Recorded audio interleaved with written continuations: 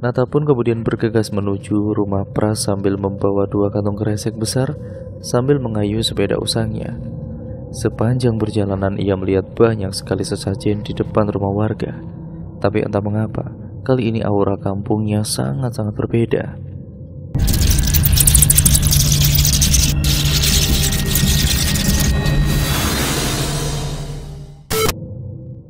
Langit saat itu berwarna merah, menandakan Nata dan juga beberapa temannya harus pulang dari bermain. Saat itu ia bermain di sebuah sungai.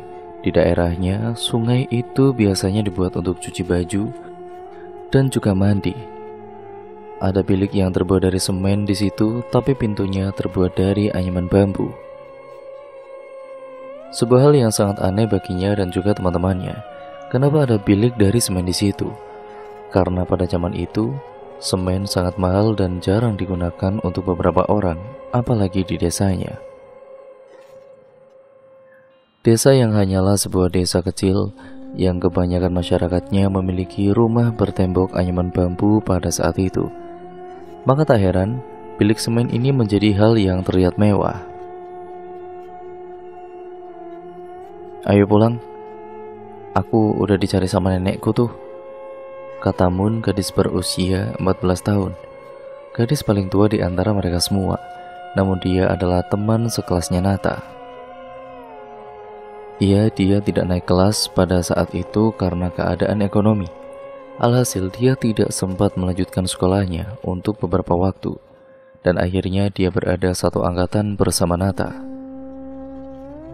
"Sebentar Mun, ikannya belum ketangkap loh," sahut Pras, tetangga sebelah Mun yang rumahnya sangat lebar dan luas. Dia adalah anak dari seorang mantri di desa mereka. "Ayo cepat Mas Pras, nanti kalau kamu dimarahi bapak, terus aku kena juga gimana?" kata Tiwi ketakutan sambil meremas tangannya dan mengentak-entakkan kaki ke tanah karena kesal. Tiwi adalah anak pembantu yang bekerja di rumah Pras. Dia juga tetangga Nata, satu sekolah, satu kelas, dan mereka semua berteman baik. "Duh, anak cewek ini banyak ngomongnya. Ya udahlah, ayo Pras, ayo Nat," kata Yudi. Yudi yang semula membungkukkan badannya sambil mencari ikan, akhirnya menegakkan badannya dan jalan menuju ke arah Tiwi dan juga Mun. "Ya wes, ayo Nat, nanti kesini lagi kamu mau nggak?" tanya Pras. Nata pun menjawab dengan lantang dan tegas. Mungkin bisa dikatakan ia berteriak saat itu. "Gah aku, nggak mau." "Ayo, aku bilangin ibumu loh, nanti kalau kamu kesini lagi pas malam," sahut Mun sambil memegang tangan Yudi yang minta bantuan agar tidak terpleset saat naik ke atas dengan berpijak batu besar di sana. Akhirnya mereka pun pulang dengan mengayuh sepeda. Jalan dari sungai itu ke rumah mereka lumayan jauh karena sungai itu ada di kampung sebelah. Ada 4 kampung di daerah mereka, tapi biasanya memang mereka hanya main ke kampung sebelah saja karena jarak antara satu kampung ke kampung yang lain lumayan jauh untuk anak SD kelas 5 dan 6 bermain di sore hari. Mereka harus melewati pekarangan pisang yang sangat besar dan juga gelap. Tentunya pada siang hari, lewat pekarangan pisang sangat indah dan biasa saja. Tapi ketika malam datang, pekarangan itu menjadi sangat mencekam. Setelah melewati pekarangan pisang, mereka harus melewati SD. Mereka lewat SD hanya untuk jalan pintas, agar tidak memutar ke beberapa rumah dan agar segera sampai ke rumah mereka. Karena di SD itu tidak ada gerbangnya. Dan juga orang itu kan juga bisa lewat kapanpun jika ingin melewati jalan pintas. Setelah melewati SD, mereka harus melewati jalan yang panjang, yang di sebelahnya itu ada sawah dan kebun pring, atau biasa disebut dengan pepohonan bambu. Di tempat itu hanya ada satu lampu jalan, dan tepat ada di pertengahan sepanjang jalan. "Yuk siap-siap yuk, kalau lewat jalan ini harus ngebut," kata Nata memperingatkan teman-temannya. Sek, sandalku jatuh," teriak Yudi. Nata dan juga yang lainnya pun berhenti seketika sebelum memasuki jalan panjang yang lumayan seram itu. Apalagi ini sudah maghrib. Suara azan sepertinya akan berkumandang beberapa menit lagi karena terdengar sayup-sayup suara mengaji dari masjid yang ada di ujung jalan. Yudi turun dari sepeda, memasangkan ikatan sandal speednya, lalu kemudian memasangnya lagi ke kaki. "Uwis Tayut, udah apa belum?" teriak Pras. "Ayo Toyut, aku takut lewat kebun bambu itu loh," teriak Tiwi dengan nada ketakutan. "Yowes ayo, 1, 2, 3, kata Yudi sambil teriak memberi aba-aba kepada teman-temannya, dan mereka pun melaju pesat bagaikan pembalap. Tepat pukul 6:30 atau 18.30, Nata sudah sampai di rumah. "Mas, sudah sholat atau belum?" tanya ibunya Nata sambil melihat Nata yang keluar dari dapur setelah mengambil air minum. "Sudah Bu," jawabnya sembari menenggak air dan berlari ke kamar. "Ganti bajunya Toleh," teriak ibunya sambil melipat alat sholatnya yang telah dipakainya. Kamarnya Nata hanya dibatasi oleh selambu, dan setelah itu ada ruang tamu yang juga ruang keluarga, yang juga ruang makan juga. Nata pun punya adik perempuan bernama Sinta. Dia masih kelas 1 SD. Rambut Sinta panjang lurus dan kulit dia putih pucat. Kebiasaan di kampung mereka kalau malam jarang ada yang keluar karena memang sangat gelap sekali, dan jarak antara satu rumah ke rumah yang lainnya juga tergolong sedikit jauh karena pasti harus melewati kebun-kebun. Nata merebahkan punggungnya ke kasur sambil mengambil buku dan juga mejanya dan mulai membaca. Tiba-tiba ibunya Nata masuk ke dalam kamar dengan masih memakai mukena. Dia hanya diam saja. Nata pun kaget karena ia kira itu adalah sosok pocong. Maklum, Nata ini adalah anak yang penakut. Ia juga bingung melihat ibunya yang hanya diam saja. Lalu Nata pun bertanya, "Ada apa toh Bu? Kok diam di pintu gitu?" Ibunya tetap diam dengan muka datarnya. "Bu," tanya Nata sambil menutup bukunya.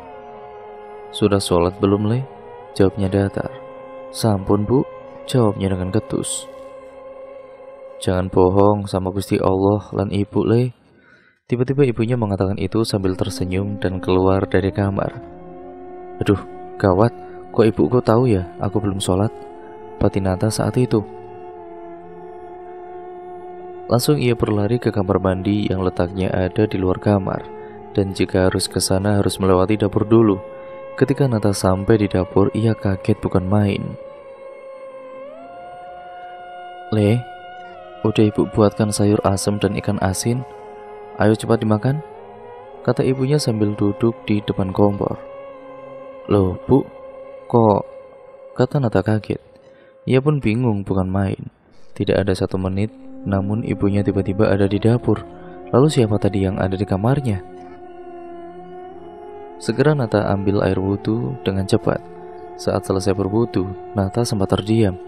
Ibunya pernah berkata kalau sepulang dari manapun itu harus cuci tangan dan cuci kaki agar tidak ada yang mengikuti.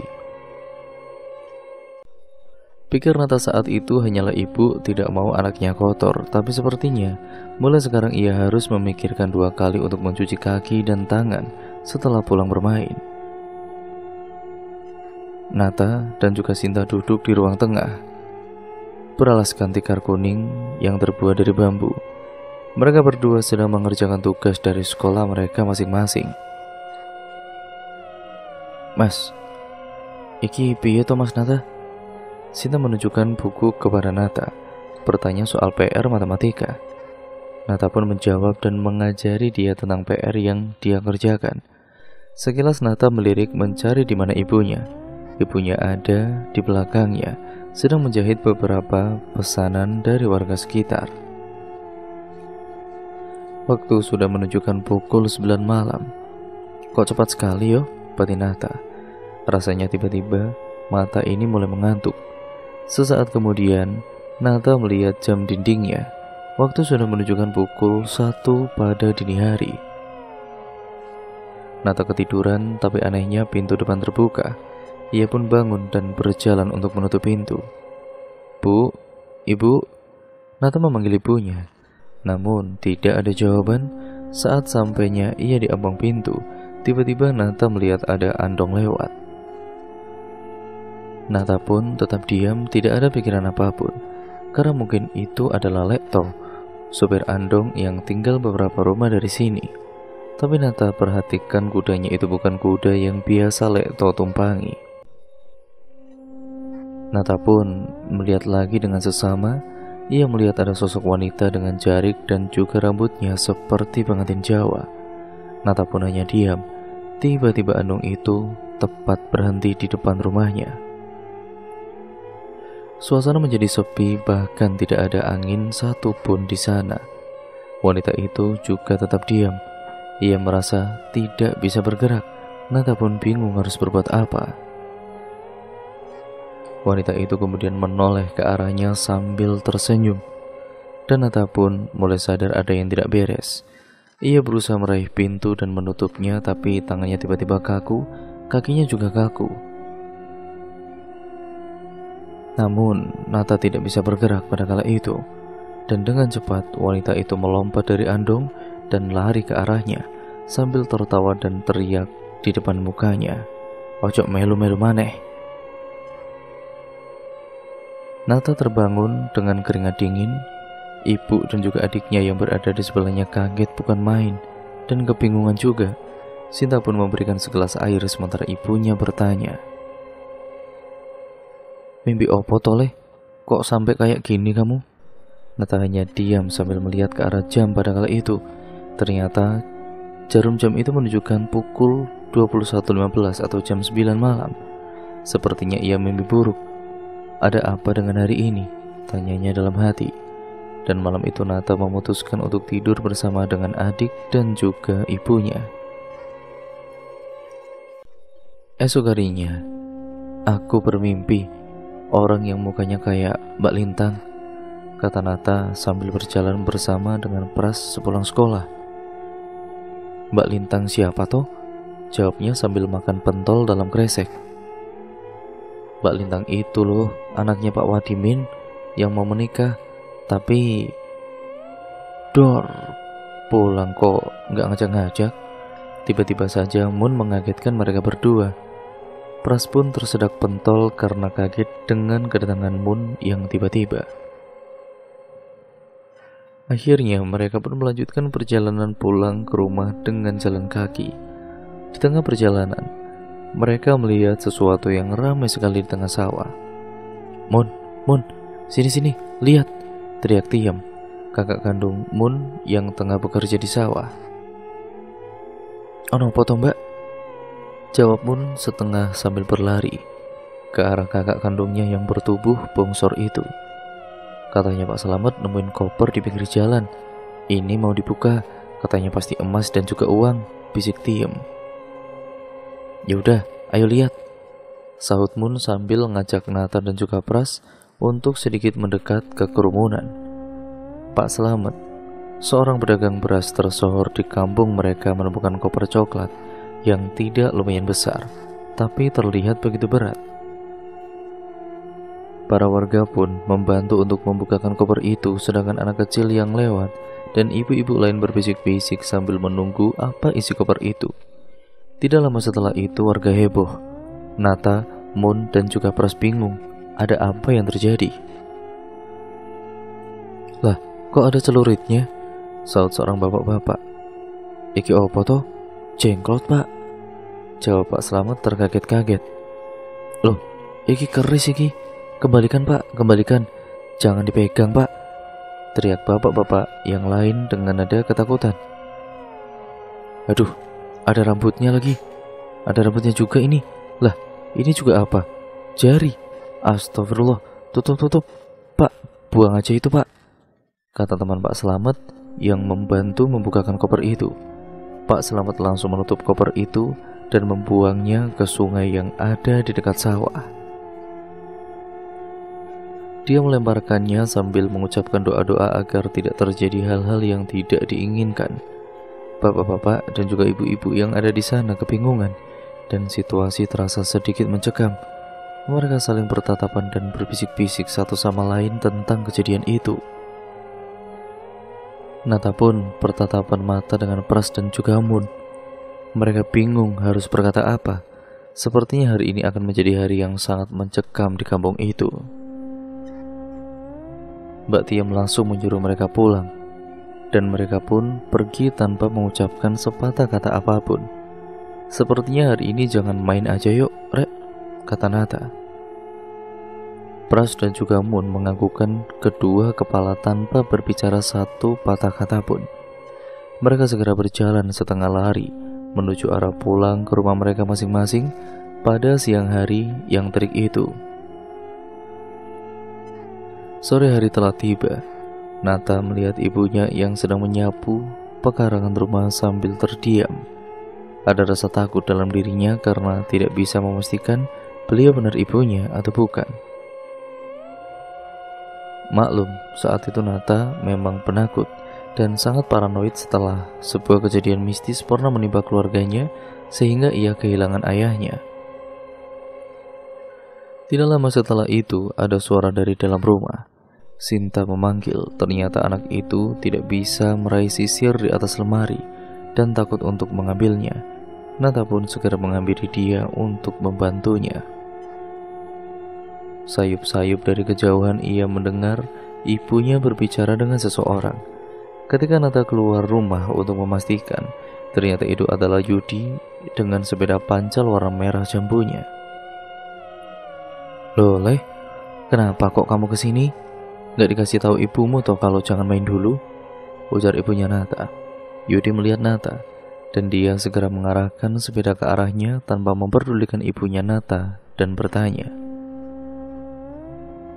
Katanya gak boleh main yo, ada apa toh? Saut Yudi.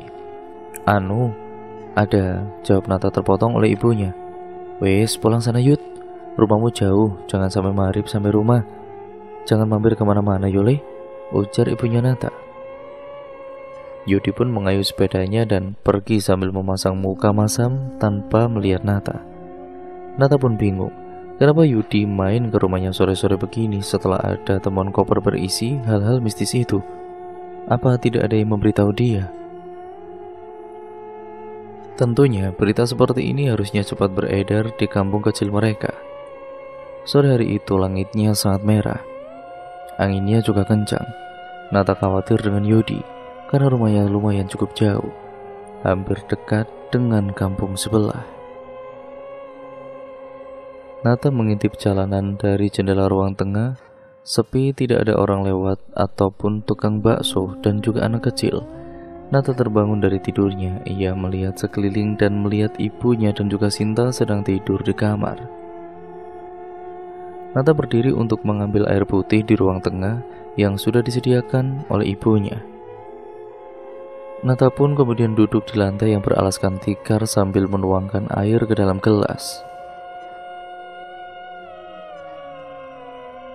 Sambil meminum air, ia melihat ke arah jendela. Aneh sekali batinnya.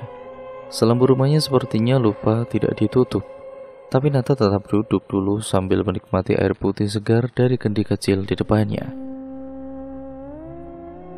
Ketika ia merasa sudah cukup minum, Nata berdiri dan berpikir untuk menutup selambu coklat usang itu.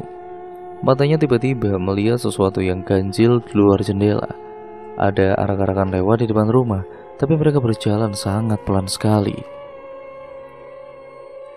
Tidak perlu menunggu waktu yang lama, Nata tersadar sesuatu.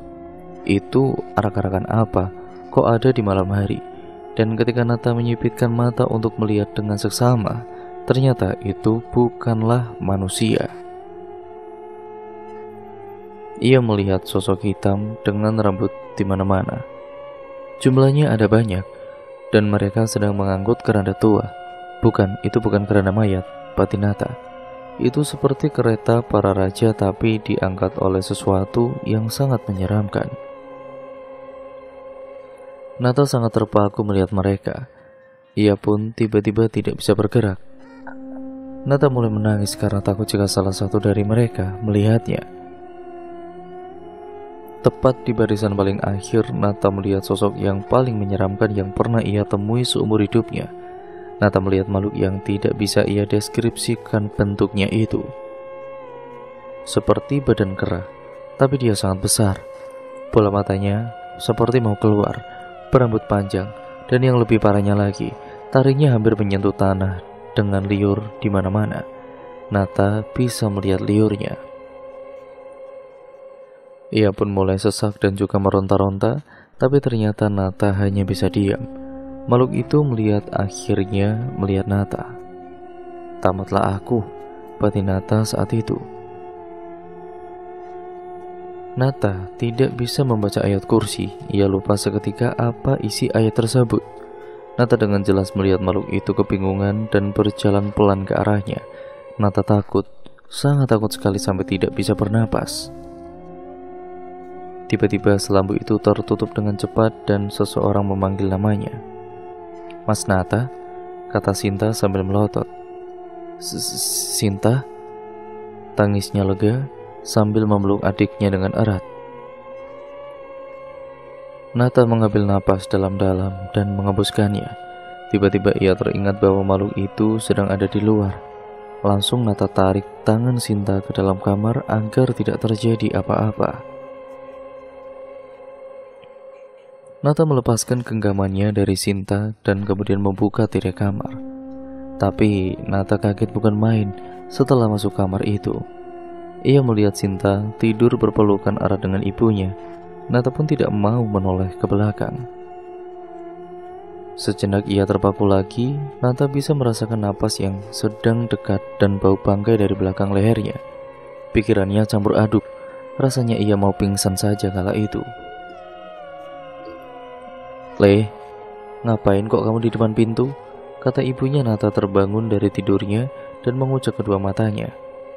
Nata bisa merasakan tubuhnya bisa bergerak lagi. Napas panjang ia ambil sebelum ia lari ke arah kasur lipat yang ditiduri oleh ibunya itu. Beliau melihat Nata dengan tatapan bingung. "Coba istighfar dulu, Le. Ibu ndak tahu kenapa, tapi kayaknya ada hal yang harusnya tidak kamu tahu. Dan harusnya tidak kamu lihat juga, malah ada di depan mata, Yole. Ayo, ikuti ibu," kata ibunya menenangkan Nata sambil membaca beberapa ayat suci dan Nata pun mengikutinya. Tidak terasa, Nata pun kemudian terlelap karena ia bisa merasakan tubuhnya sangat lelah pada malam itu. Singkat ceritanya, Nata melihat teman-temannya bermain di halaman sekolah pada jam 10 pagi. Mereka terlihat riang dan juga gembira. Sambil senyum, Nata ini menyeruput minuman yang dibawakan oleh ibunya dari rumah. Tiba-tiba bayangan itu datang lagi. Sosok seram yang ia lihat pada hari itu. "Nata, kamu ini kenapa toh?" tanya Pras sambil duduk di kursi depan kelas, tepat sebelah kirinya. "Iyo Nat, ada apa toh sebenarnya? Ini udah 4 hari kamu diam saja seperti ini loh," saut Yudi sambil memakan pentol dari kresek sambil kepanasan. "Sebenarnya aku mau cerita kepada kalian, tapi aku takut kalau kalian bilang aku bohong," jawab Nata sambil mengayunkan kakinya. "Ya gimana kalau hari ini kita main di rumahku? Nanti aku belikan bakso Cak Timan yang banyak kesukaan kita," seru Pras sambil berdiri dan tersenyum sumringah. Nata dan juga Yudi, ia tidak bisa menolak ajakan Pras karena iming-iming Cak Timan. "Wah, boleh juga sepertinya," batin Nata. Sepulang sekolah, mereka pun segera pulang ke rumah masing-masing dan segera mengganti baju agar bisa sampai ke rumah Pras dengan cepat. "Wah, makan bakso, ucap Nata lirih sambil mengganti baju di kamar. Ibunya masuk ke dalam rumah dari arah dapur sambil membawa bak isi cucian baju kering. "Mau kemana, Le? Kok ndak makan dulu kamu?" tanya ibunya sambil menurunkan baknya dan mulai memanaskan setrika. "Nata mau ke rumah Pras yuk, Bu. Sekalian di sana mau makan bakso. Pras udah belikan katanya," jawabnya sambil menyisir rambut. Ibunya pun tiba-tiba berdiri dan mengambil sesuatu dari arah dapur. Beliau kembali dengan membawa beberapa wadah kecil yang terbuat dari anyaman bambu yang biasanya dibuat untuk menaruh sesajen. Memang beberapa waktu ini setiap rumah di kampungnya selalu menaruh sesajen di depan pagar rumah mereka masing-masing. Tapi Nata sama sekali tidak ada pikiran apa-apa tentang hal itu. Karena memang setiap 2 bulan sebelum tahun baru Islam, yaitu malam 1 Suro, pasti kampung mereka menaruh sesajen di depan rumah. "Kasihkan ini ke Putri Yoleh," kata ibunya Nata itu sambil memberikan 2 kantong kresek yang berisi wadah sesajen. "Uangnya udah toh, Bu?" tanyanya sambil menerima kresek hitam itu. "Belum, Leh. Nanti kalau dibayar tolong bawain dulu ya.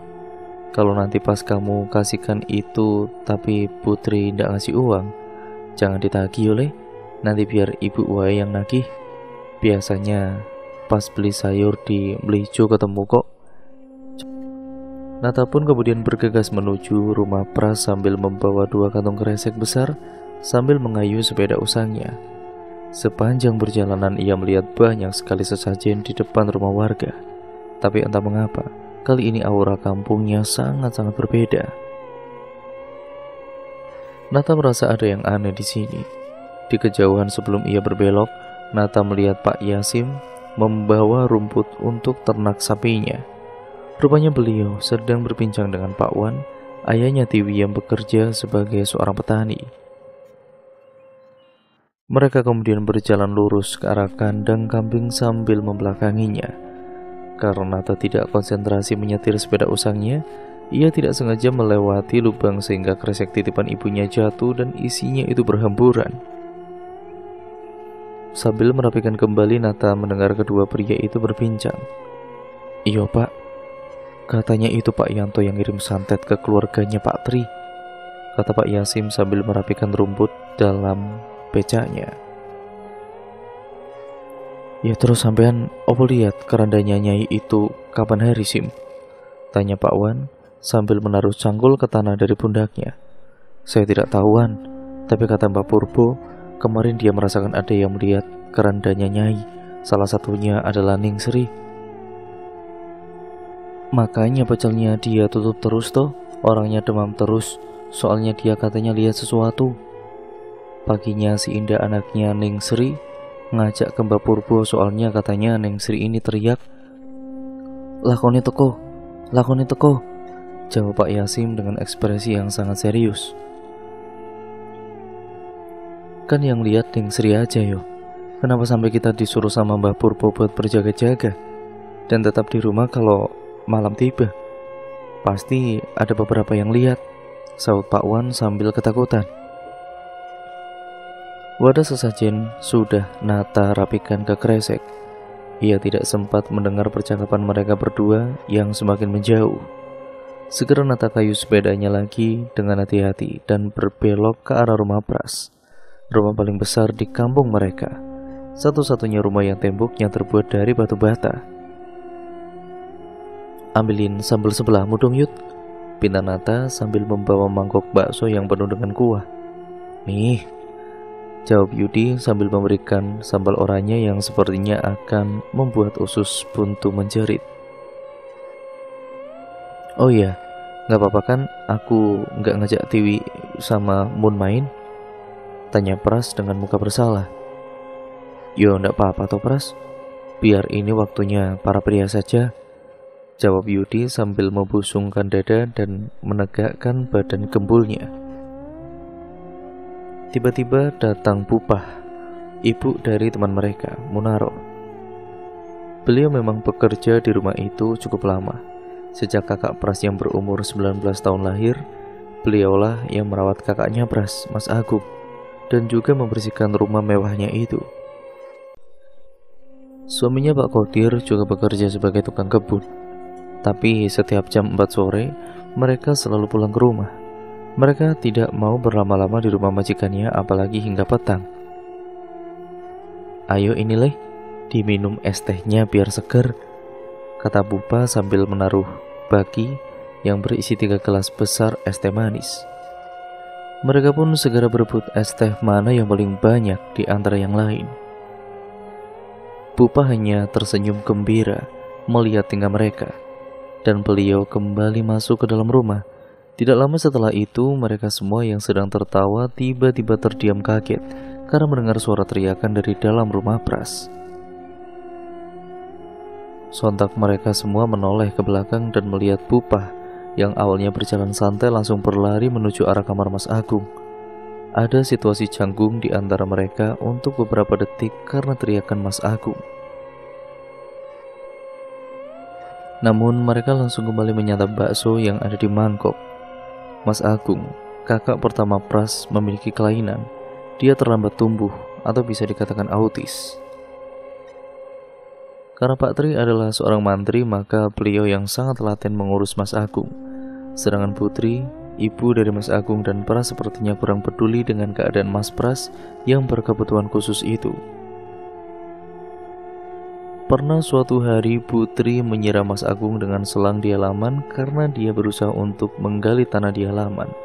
Yang lebih anehnya lagi, Mas Agung menggali tanah dan memakan tanah itu, dan ada juga yang dia masukkan ke dalam celana dan diusapkan ke muka dia. Karena murka, Putri menyiram Mas Agung, dan Mas Agung pun menangis menjerit-jerit. Pak Kodir yang tadinya mengelap mobil Pak Tri itu langsung lari ke arah Mas Agung dan menghalangi Mas Agung yang masih memakan tanah sambil menjerit ketakutan dan menjadi-jadi. Pak Kodir pun juga ikut tersiram air yang diarahkan oleh Putri. Begitu cerita yang pernah Pras beritahu kepada Nata, Yudi, Tiwi, dan Mun pada saat bermain gundu di pos ronda pada beberapa bulan yang lalu.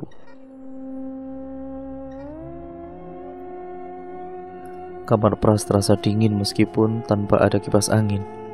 Mereka semua duduk di lantai sambil membaca buku komik yang ada di rak buku milik Pras itu. Keluarga Pras memang kaya raya. Bagaimana tidak kaya jika bapaknya adalah seorang mantri, memiliki sawah yang luas, dan keturunan keluarga ningrat. Mungkin jika diibaratkan, kekayaan keluarga Pras tidak akan habis sampai 7 turunan. Tapi entah Pras dan kakaknya sudah keturunan keberapa. Di saat senggang, Nata pun menceritakan apa yang terjadi padanya beberapa waktu lalu kepada dua sahabatnya ini tentunya. Mereka kaget dan juga tidak percaya terhadap apa yang Nata ceritakan. Yudi hanya melongo sambil meremas guling, sedangkan Pras melotot sambil minum air putih sepanjang Nata menceritakan kejadian horor itu. "Tapi Nat, aku percaya sama kamu," kata Pras sambil mencondongkan badan ke arahnya. "Apa yang terjadi?" tanya Nata ingin tahu. "Waktu beberapa hari yang lalu, sepertinya tepat di hari Selasa, ya ketika kejadianmu ini, sekitar jam 2 pagi aku terbangun karena aku mendengar suara gerbang rumahku dibuka. Aku ya takut ada maling, jadi aku ambil patung kayu kecil berbentuk badan dengan kepala yang besar di ruang tengah yang berbentuk lonjong yang biasa kalian mainkan sambil berjalan ke arah teras," kata Pras sambil merubah posisi duduknya. Terus, pria Pras?" tanya Yudi sambil menutup wajahnya dengan guling dan menempelkan tubuhnya ke tubuhnya Nata karena dia mulai ketakutan. "Terus, ya aku mikir, bangunin papa atau ndak yo? Ya wis, aku nekat aja, enggak bangunin bapakku, karena kalau emang itu maling, biar langsung aku gebukin sambil teriak, jadi dia nggak bisa kabur," lanjut Pras yang berbicara dengan gestur tangannya yang juga ikut bergerak. Ada apa di teras?" tanya Nata sambil menggenggam komik dan hampir saja membuatnya lecak pada kala itu. "Pas aku mau buka pintu, aku nggak bisa gerak. Aku mendengar suara langkah kaki yang berjalan diiringi dengan suara lonceng. Kling, kling, ya seperti itu. Aku ya bingung dan mengintip dari sela-sela pintu. Ada keranda sedang lewat depan rumahku dan dia berhenti. Aku sempat memejamkan mataku, tapi Aku membuka mataku kembali, karena sepertinya aku melihat sosok yang tidak asing di depan pagar. Ada Mas Agung di sana. Dia yang semula berdiri, tiba-tiba menjadi duduk tersimpuh. Karena aku lebih sayang dengan Masku daripada aku ketakutan sama hal gaib, aku berusaha bergerak, tapi seperti ada yang menahan. Aku lawan rasa itu dengan sekuat tenaga.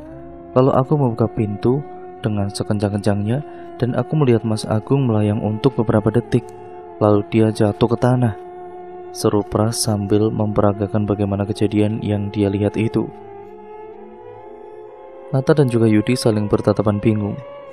Kami sedang mencerna cerita Pras dengan seksama, antara percaya sama tidak percaya.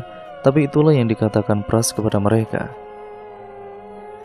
Jujur, pada saat bagian terakhir Pras menceritakan hal tersebut, bulu kuduknya Nata merinding.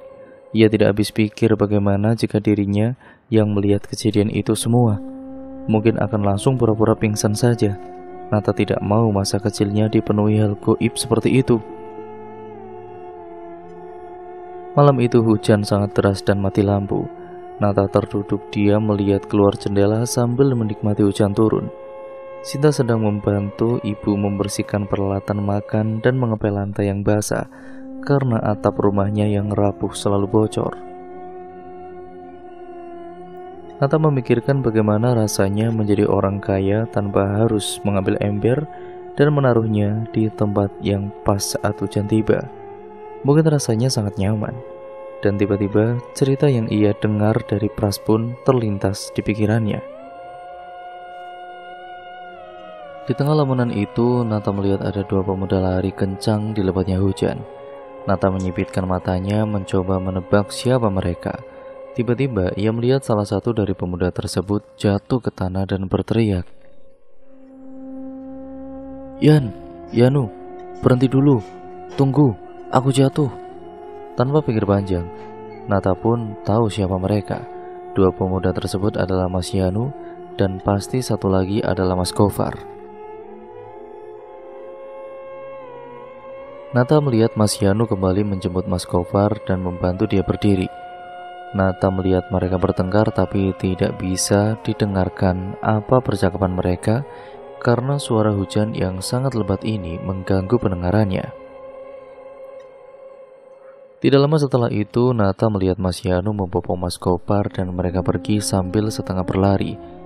Keesokan harinya yang terik, Pras mengajak Nata ini bermain gundu di dekat pos kampling yang ada di ujung jalan. Mereka pun bertanding dengan sangat serius dan sengit bagaikan sedang turnamen. Karena keseruan mereka bermain gundu, mereka tidak sadar akan kedatangan Mas Telo dan juga Mbak Indah yang sedang duduk berdua sambil meminum es jus dalam kantong plastik itu. Mas Telo adalah kakak dari Yudi. Dia masih SMA sama seperti Mbak Indah. "Nggak apa-apa Tonda, kalau kamu nggak bantuin bule Sri jual pecel hari ini?" tanya Mas Telo sambil membuat simpul tali pada kantung esnya agar bisa diminum dari ujung plastik. "Hele, rak popo, nggak apa-apa kok. Kamu katanya mau cerita. Gimana emang kejadian kemarin?" sahut Mbak Indah sambil mencopot sandalnya dan mulai menaikkan kakinya. "Iyonda, Gofar dan juga Yanu kemarin siang ke hutan belakang kampung. Sebenarnya mereka sudah janjian sama aku, tapi aku masih bantuin bapakku nanam jagung di sawah dah," kata Mas Telo sambil menaruh punggung di dekat gubuk pos kampling. "Terus gimana Tel? Semalam aku lihat mereka lari di tengah hujan badai. Aku kira mereka kenapa Tel?" jawab Mbak Indah. "Lah ya itu, mereka larinya ke rumahku nda. Bapak sama ibuku itu yo sampai kaget kenapa mereka lari terbirit-birit di tengah hujan. Waktu aku ambilkan handuk dan juga teh panas untuk mereka, aku samar-samar dengar Gofar bicara sesuatu sambil gemetar dah," kata Mas Telo sambil mendekuk es jusnya yang sepertinya terasa kecut itu. "Jangan bilang kalau mereka dikejar sama harimau," kata Mbak Indah sambil memukul lengan Mas Telo sehingga membuat dia tersedak. "Aduh, orang dah." Gofar sama Yanu melihat ke Mamang di hutan belakang kampung.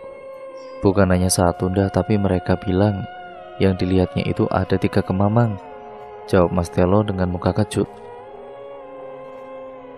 Mbak Indah yang mendengar itu diam tanpa kata. Matanya membesar dan tatapannya kosong, seolah dia ini jatuh ke dalam lamunan keji dan suram karena mendengar kata itu. Bahkan dia tidak bergeser sedikit pun dari tempat dia berada. Purbo, laki-laki muda gondrong dan berkulit sawo, duduk di seberang rumah dengan mengisap rokok dalam-dalam. Dia melihat sekeliling, merasakan ada sesuatu yang janggal dan aneh pada saat itu. Tidak ada angin lewat setelah badai besar, gumam Purbo sambil melihat langit yang tidak berawan. Dari kejauhan dia melihat ada 2 pemuda yang sedang berlari kencang sambil berteriak meminta tolong. Duka dan kesedihan warga pecah. Begitu saja pada kali itu tergantikan oleh rasa kaget dan panik karena mengetahui teriakan 2 pemuda tersebut. Purbo berdiri seketika dan melihat Pak RT, sang pemilik rumah besar yang sedang duduk di kursi goyang sambil menggendong cucunya. Pak RT pun keluar dari rumah dan menghampiri kedua pemuda tersebut yang sudah berada di halaman dengan berlari kecil. Sambil sempoyongan dan ketakutan, pemuda tersebut berkata kepada Pak RT, "Pak, tolong Pak, tolong." Pak RT berusaha menenangkan pemuda tersebut dan menjawab, "Ada apa nak? Apa yang terjadi pada kamu?" Sambil menaruh sepeda ke dekat pohon besar yang ada di halaman tersebut. Purbo yang melihat itu dari kejauhan merasakan ada hawa negatif yang sangat kuat dan berusaha menghampiri dan mendengar pembicaraan mereka. Dengan penuh keringat dan air mata, salah satu pemuda itu bercerita dengan terbata-bata. "Ada pembunuhan Pak di dekat sungai, di Bulek Gong, anaknya Pak Haji yang sulung." Pemuda dengan tubuh kurus kering bermata juling itu berbicara dengan berat sambil mengatur napasnya.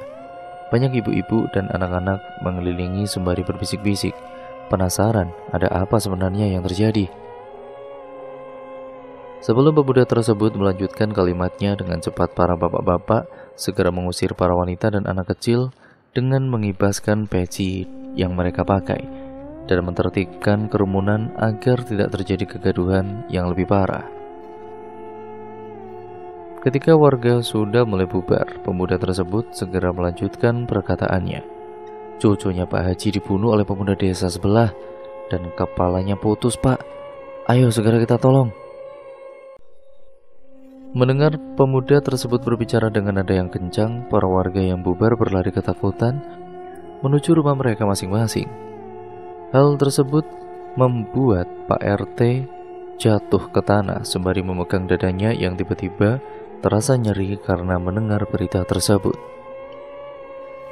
Ya bagaimana tidak, orang yang dimaksud oleh pemuda tersebut adalah keponakannya Tri yang baru saja menyelesaikan pendidikan di dunia kesehatan dan kembali lagi ke kampung ini karena ayah dan ibunya yaitu Pak Haji.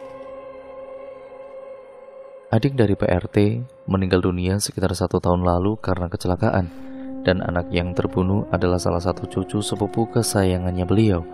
Dia menoleh dan mencari di mana anak itu, yaitu Eka. Dengan penuh penyesalan dan merasa kesakitan pada dada, Pak RT menangis dan berteriak sangat kencang. Bu RT berlari melihat suaminya yang sudah tua dan rentak itu jatuh ke tanah. Dibantu oleh menantunya dan beberapa warga yang bertubuh besar, diboponglah Pak RT ke dalam rumah. Semua bapak-bapak yang berada di sana segera berlari ke ujung desa di dekat muara sungai untuk melihat keadaannya.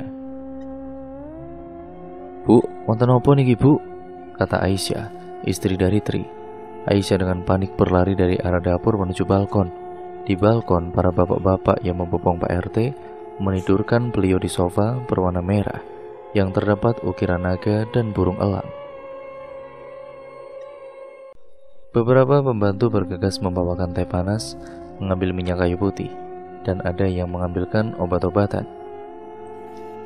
"Aisyah, jangan kaget dulu," kata warga. "Eka," jawab Bu RT terbata-bata karena isak tangisnya. Sambil menahan kepala Pak RT di pangkuannya, beliau melanjutkan. Eka di sungai."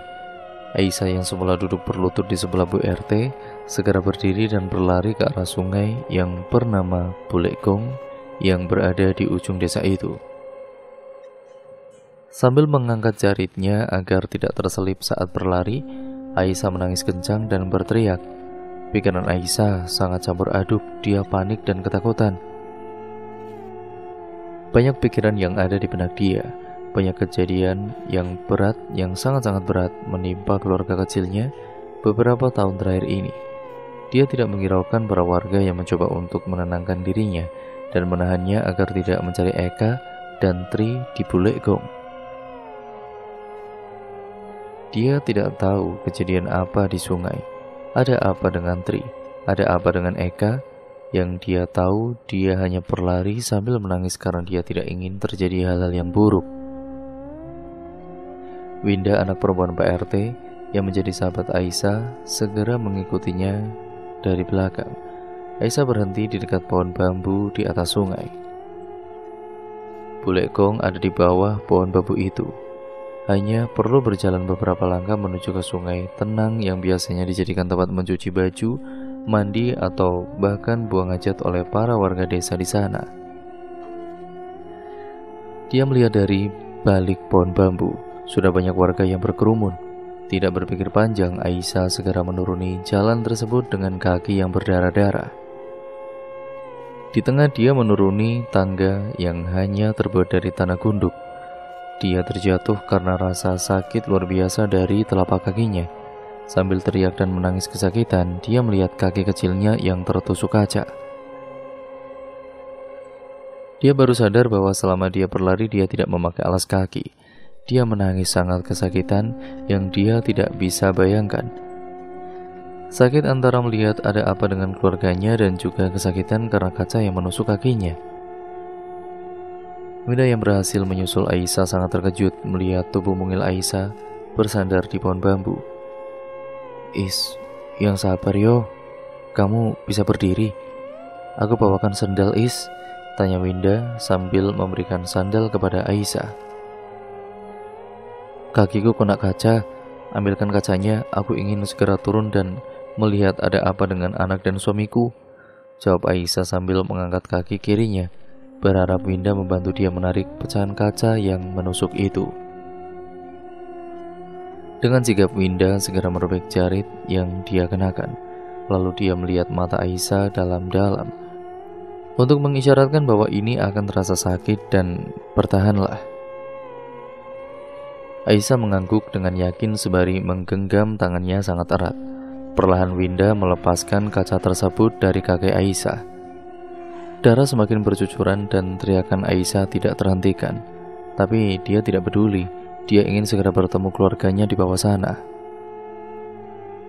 Kaca yang Winda tarik sangat besar. Darah di kaki Aisyah menciprati jarit yang dikenakan Winda. Darahnya menetes di lengan Winda. Tapi Winda hanya berfokus pada kakak iparnya agar rasa sakit Aisyah teralihkan dengan kontak mata Winda. Segera Winda bungkus kaki Aisyah dengan sobekan jarit agar menghentikan darah Aisyah dan memakaikan dia sandal agar tidak terjadi hal sedemikian rupa lagi. Dengan gegabah dan berpikir panjang, Aisyah segera menuruni tangga dan meninggalkan Winda. Dia tidak memikirkan rasa sakit di kakinya. Dia tidak peduli. Yang dia pikir adalah dia ingin segera ke tepian sungai. Ketika sampai di Bulekgong, dia berdiri terpaku. Betapa kagetnya Aisyah melihat anak semata wayangnya yang tengah dikerumuni warga berada di tepi sungai tanpa kepala. Namun anehnya tidak ditemukan darah di tempat itu. Setelah kejadian itu, para orang tua semakin melarang anaknya untuk bermain di luar.